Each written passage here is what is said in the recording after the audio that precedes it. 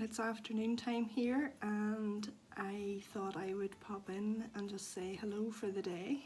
I don't know what I've been doing this morning. I can't say I've anything productive to show for it. This cold and virus just seems to take it out of me and leave it longer for me to get the basics of every day done. And I'm trying to catch up on what hasn't been done for a few days, but anyway, those are just all housey things. I have put up, or I will have put in somewhere, some photographs of a work in progress that I have, the Floozy cardigan by Myrtle Designs, and I've been working on it from March time. I purchased the yarn at Edinburgh Yarn Festival, and I would like to get it finished, so maybe now that I have it out I will re-energise and get some more done to it. I just have about another inch to put on the bottom before I add the band, so I don't have much more to do, and the two sleeves and the button bands, but it's well on its way. The yarn I'm using is Eden Cottage yarns. It's their Hayton 4-ply.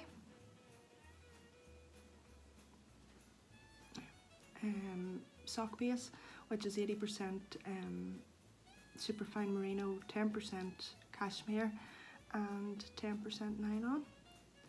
Sorry, it's blowing out terribly, but you'll have seen it better on the mannequin. It's a cream with a green, not sure, yeah, cream with a green base.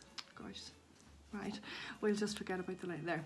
Cream with a green speckle rather, as the main colour, and it was called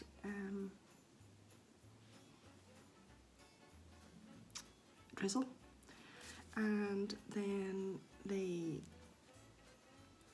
contrasting colour, the two contrasting colours, red goosefoot and I can't remember now, colour has left me, but I will have it up on Ravelry when I get the cardigan finished. So yeah, so the colour work isn't stranded colour work or anything. It's a clever use of slip stitches and things, and it's very easy to do, but it's very effective. It doesn't really, I've knit one of these for my daughter, and it doesn't really show until you get it blocked and the stitches sort of bloom. So it changes a lot. It really looks much better when it is blocked. So yeah, I won't finish the band until I put the sleeves in and try it on, and then I can decide that I've got the correct length. When you set the sleeves in, it makes quite a difference to the overall length of the garment, so that's why I don't want to make the mistake of finishing it and it being too short or too long, because it is quite weighty, so I would imagine it will drop quite a bit too. So that's the Floozy cardigan. I might actually do a few row on it now when I have it out. The boys have gone, well, the boys, Cameron has been down at the show and Andrew's away to the show there this morning, and the class for Sheba is probably now within the next hour, I think, so she will be getting brushed and groomed and polished and ready for that, and hopefully she will be a good girl in the ring. I think she's been a bit mischievous through the night, so hopefully she's got rid of that attitude and she's now going to be on her best behaviour. There's a few things I would like to get done, and I'll not get all of them done. If I get one done, I'll be really pleased, so you'll have to watch and see which one it is. But I want to make some more beeswax wraps, because I put them in along with some Christmas presents, and I just put them into a little gift basket. If anyone comes in, I can use them. And I have some Christmas wrapping to do. I just need to see what presents I have and if I need to buy anything else. And then I also have my Christmas cake to add the marzipan to, but I want to do it, I want to leave it as long as possible and really have got rid of this cold and things before I would touch it. So yeah, we'll see what video's added, and you'll know what I've been doing. So that's basically my plans for today.